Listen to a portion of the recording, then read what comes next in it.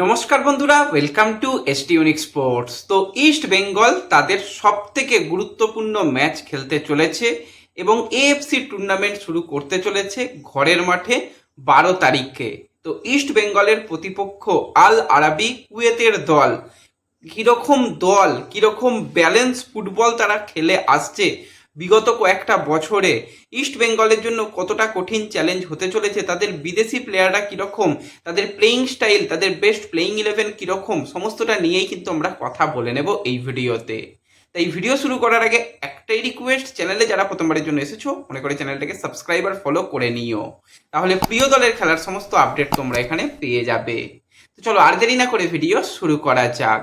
তো এই ম্যাচটা ইস্ট বেঙ্গলের জন্য অত্যন্ত গুরুত্বপূর্ণ ম্যাচ, কারণ east Bengal AFC champions league 2 খেলবে নাকি ইস্ট বেঙ্গল খেলবে চ্যালেঞ্জ লিগ, সেটা কিন্তু ডিসাইড হয়ে যাবে এই ম্যাচটায়। ম্যাচ জিতলে ইস্ট বেঙ্গল সরাসরি পৌঁছে যাবে এএফসি চ্যাম্পিয়ন্স লিগ 2 এর একদম নেক্সট রাউন্ডে এবং মেন গ্রুপ স্টেজে খেলবে, আর তা না হলে তাদের চ্যালেঞ্জ লিগ খেলতে হবে। সত্যি কথা যদি বলো, যদি মন থেকে বলো, আমাদের ইন্ডিয়ান ক্লাবদের পক্ষে খুব ভালো কিছু চ্যাম্পিয়ন্স লিগ 2 করার মতন পরিস্থিতি নেই বর্তমানে দাঁড়িয়ে। এর আগে মুম্বাই খেলেছে কিন্তু ওই কিছু হয়নি, এবং লাস্ট গোয়া যা খেলেছিল, পুরো বাপরে কি ভয়ঙ্কর ফুটবল গোয়া উপহার দিয়েছিল, আমাদের সকলেরই মনে আছে। তার থেকে যদি আমরা একটুখানি একদম এই কয়েকটা বছরে পিছিয়ে যাই, সেখানে ইস্ট বেঙ্গল অস্কার ব্রুজনের আন্ডারে এএফসি চ্যালেঞ্জ লিগে তো অনেক বেটার ফুটবল খেলেছিল। হ্যাঁ, সেখানে অত্যন্ত কঠিন ম্যাচ একটা ইস্ট বেঙ্গলে পড়ে গিয়েছিল আরকাডাক, সেটাকে বাদ দিলে ইস্ট বেঙ্গল পুরো ফুটবলটা ইস্ট বেঙ্গলের খুব ভালো ছিল। সেখানে গ্রুপ স্টেজে ইস্ট বেঙ্গল ভালো করে নেক্সট রাউন্ডে গিয়েছিল, ভালো কিছু করেছিল। এবার কেউ তো চাইবে না যে ঘরের মাঠে এএফসির ম্যাচ হেরে পরের রাউন্ডে যেতে, মানে চ্যালেঞ্জ লিগে আসতে। তা সবাই চাইবে ম্যাচ যেত, আমরা বেটার লেভেলে ফুটবল খেলবো, কিন্তু রিয়েলিটি এটাই যে আমাদের ইন্ডিয়ান কোনো ক্লাবের পক্ষে সেই রকম সামর্থ্য নেই চ্যাম্পিয়ন্স লিগ 2 ভালো ফলাফল করা। তাহলে কি ইস্ট বেঙ্গল ছেড়ে দেবে? না, ইস্ট বেঙ্গল পালিয়ে যাওয়ার মতন কিছু ফুটবল খেলবে না। ইস্ট বেঙ্গল পালিয়ে অন্তত যাবে না, আর অন্যান্য দলরা যেরকম করে যে পালিয়ে যায়, সেটা হয়তো ইস্ট বেঙ্গল করবে না। 90 মিনিট চোখে চোখ রেখে লড়াই করবে আনোয়ার আলীরা, এটুকু আমরা ভরসা করতে পারি ইস্ট বেঙ্গল দলকে নিয়ে। তো এই কুয়েতের দল আল আরাবির যদি আমরা লাস্ট 3 বছরের পারফরমেন্স নিয়ে কথা বলি, তো লাস্ট ইয়ার কুয়েতের যে রাউন্ড ছিল, সেখানে champions league, Kuwait premier league ছিল, সেখানে কিন্তু তারা খুব ভালো পারফরমেন্স করেছিল এবং তারা সেকেন্ড টিম হিসাবে, রানার্স আপ হিসাবে তারা শেষ করে। 23 ম্যাচের মধ্যে তারা 11টা জেতে, 6টা ড্র এবং 5টা হেরে যায়। টোটাল গোল করেছিল 37টা, গোল হজম করেছে 17টা, তার মানে তারা +20 গোল ডিফারেন্স রেখেছিল। কিন্তু তাদের উপরে কুয়েত এসসি, তাদের তো নেক্সট লেভেলের পারফরমেন্স। তারা 23টা ম্যাচের মধ্যে 15টা জেতে, 8টা ড্র করে এবং তারা সর্বোচ্চ 53 পয়েন্ট নিয়ে তারা চ্যাম্পিয়ন হয়ে যায়।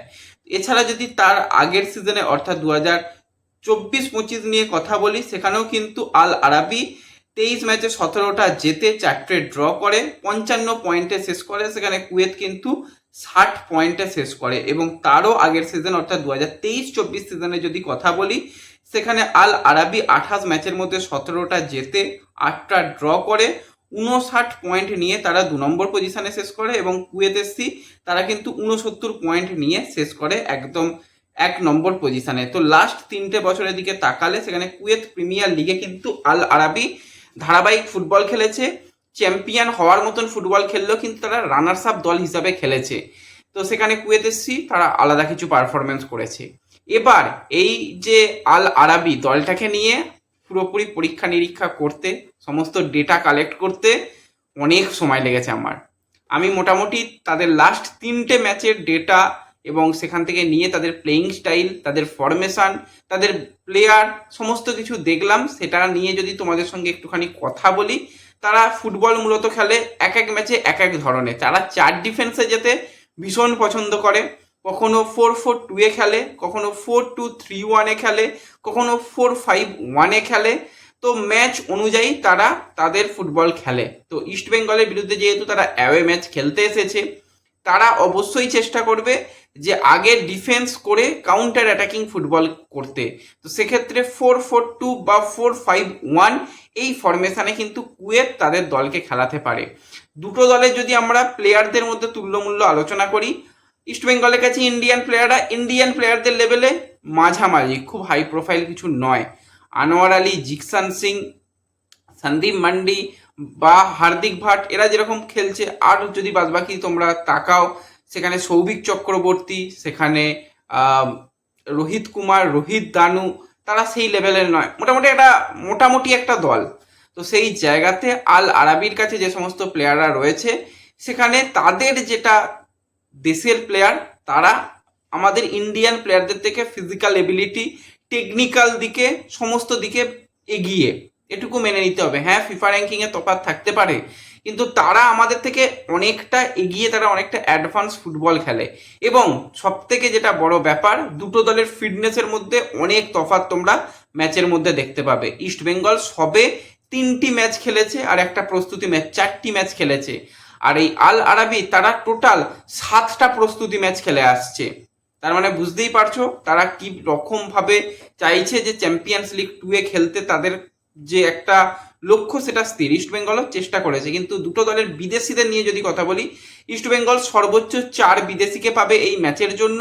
সেখানে কিন্তু আল আরাবি তাদের স্কোয়াডে অনেক বেশি, 6জন বিদেশিকেই হয়তো পাবে। 6 বিদেশিকে নিয়েই তারা প্ল্যানিং করবে এবং 6 বিদেশিকে তারা হয়তো খেলাবে। তো যদি আমরা একটুখানি আল আরাবির প্ল্যানিং নিয়ে কথা বলি, সেখানে তাদের প্লেইং 11 নিয়ে কথা বলি, তো নামগুলো অত্যন্ত কঠিন। তবু যদি আমরা তাদের কিছু ফরমেশন নিয়ে কথা বলি, তাদের গোলকিপার পজিশনে অবশ্যই শুরু করবে কিন্তু সেখানে সুলেমান আব্দুল। সে কিন্তু গোলকিপার পজিশনে, তার বয়স বর্তমানে 35 বছর, এক্সপিরিয়েন্স গোলকিপার, তাকে দিয়েই হয়তো এই ম্যাচে স্টার্ট করবে আল আরাবি। এছাড়া ডিফেন্স লাইনে কিন্তু সেখানে মোহাম্মদ খালেদ রয়েছে। বিদেশি প্লেয়ারদের মধ্যে কিন্তু সেখানে আমরা যদি তাকাই, একজন সেনেগালের প্লেয়ার রয়েছে জোহার, সে শুরু করতে পারে। এছাড়া কিন্তু একজন ব্রাজিলিয়ান প্লেয়ার রয়েছে সেলডন কিন্তু বেশিরভাগ সময় স্টার্টার পায়। তো সেক্ষেত্রে কিন্তু খালেদের সঙ্গে সেলডন শুরু করবে। ডিফেন্সে সাইড ব্যাকে কিন্তু আলী আব্দুল রসুল, তার সাথে কিন্তু আব্দুল ওহাব আলী, তারা কিন্তু শুরু করবে। তো 4 ডিফেন্সে কিন্তু আল আরাবি এরকমই যায়, প্রত্যেকটা ম্যাচে কম বেশি এই দলটা খেলে। এবং কোনো কোনো সময় আমরা সাইড ব্যাকে একটু চেঞ্জ যদি দেখি, সেক্ষেত্রে কিন্তু সেই জায়গায় আলী আব্দুল রসুলের জায়গায় কিন্তু আব্দুল আজির নাসির, সে কিন্তু শুরু করেছে। তো অ্যাভারেজ এরাই কিন্তু মোটামুটি ফার্স্ট 11-এ শুরু করে। ডিফেন্স লাইনের ক্ষেত্রে মিডফিল্ডের দিকে যদি আমরা তাকাই, মিডফিল্ডে কিন্তু তাদের রয়েছে বেশ কিছু কোয়ালিটি প্লেয়ার। মূলত করিম আলী ওয়াসাদার, সে কিন্তু মিডফিল্ডের প্রতি ম্যাচেই কিন্তু স্টার্টার হিসাবে তাকে আমরা দেখতে পেয়েছি।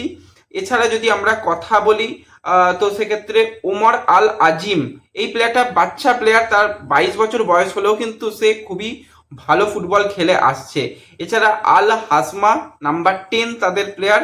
এছাড়া আলী খাসাব, তো সেও কিন্তু উইঙ্গার প্লেয়ার হিসাবে খেলে। এবং স্ট্রাইকার পজিশনের দিকে যদি আমরা তাকাই, সেখানে 2জন প্লেয়ার স্ট্রাইকার পজিশনে অ্যাভারেজ খেলে আসছে।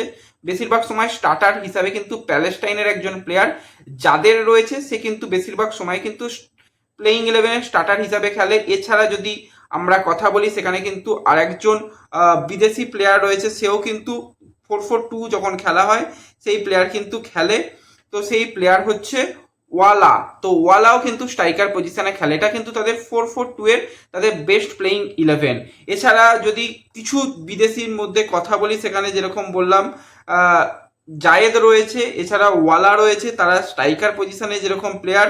মিডফিল্ডে কিন্তু সেখানে হাসিমি, তো হাসিমিকেও কিন্তু কোনো কোনো সময় দেখা যায় ওই আব্দুল আল কাজেরির পরিবর্তে সেই জায়গায় হাসিমি শুরু করে। এছাড়া তাদের একজন কিন্তু বিদেশি প্লেয়ার রয়েছে, সে কিন্তু উইঙ্গার প্লেয়ার হিসাবে, সুপার সাব হিসাবে তাকে বেশিরভাগ সময় আমরা দেখতে পেয়েছি। সেই বিদেশি প্লেয়ারকেও দেখা যায়। তো অ্যাভারেজ দেখতে গেলে কিন্তু এই দলটা স্টার্টিং 11-এ 4 থেকে 5 জন, এমনকি 6 জন বিদেশিকে নিয়েও স্টার্ট করতে পারে। তো ওভারঅল দুটো দলের মধ্যে তফাৎ বলতে ফিজিক্যাল এবিলিটি অনেক বেশি, তারা পাস খেলে অনেক বেশি, তারা গোল করে। ইস্টবেঙ্গল সেই রকমভাবে এখনো সিজন শুরু করেনি এবং ইস্টবেঙ্গলের কাছে সমস্ত বিদেশি প্লেয়ার নেই। দেখতে গেলে অন পেপার ইস্টবেঙ্গল অনেকটা পিছিয়ে থেকে শুরু করবে, কিন্তু মাঠের মধ্যে যারা 90 মিনিট চোখে চোখ রেখে লড়াই করবে তারাই জিতবে। তো দেখা যাক এই ম্যাচটায় কি হয়, ইস্টবেঙ্গলের অ্যাপ্রোচ কি থাকে এই ম্যাচটা নিয়ে। ইস্টবেঙ্গলও ট্রেনিং শুরু করছে, সেখানে ইস্টবেঙ্গলকে নিয়েও, এই দলকে নিয়েও তুল্যমূল্য আরও ভিডিও তোমরা দেখতে পাবে আমাদের চ্যানেলে। তো অবশ্যই চ্যানেলের সঙ্গে যুক্ত থেকো, চ্যানেলটাকে সাবস্ক্রাইব আর ফলো করে রেখো। দেখা হবে পরবর্তী ভিডিওতে। ধন্যবাদ।